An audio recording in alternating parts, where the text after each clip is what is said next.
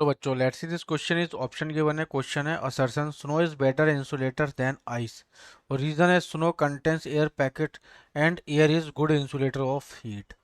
तो बच्चों ये तो हमने पहले भी देखा कि भाई एयर जो है गुड इंसुलेटर होता है हीट का। जब बच्चों जब हमारा when the temperature of the atmosphere reaches below 0 degree Celsius, जो हमारा एटमॉस्फेयर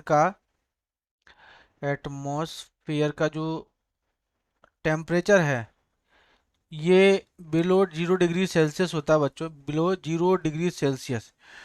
तो इस सिचुएशन में बच्चों क्या होता है कि water vapour present in air, आपको पता ही है, instead of condensing freeze directly in the form of particles of ice.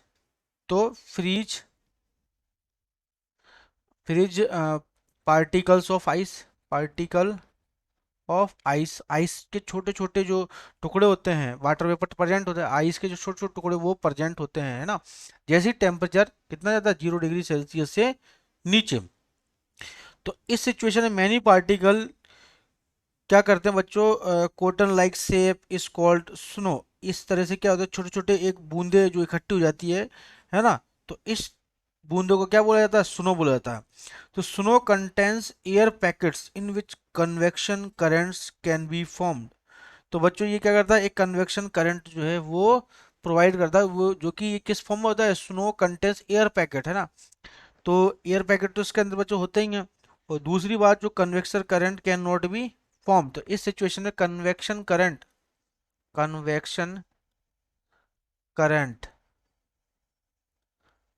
Can not be form.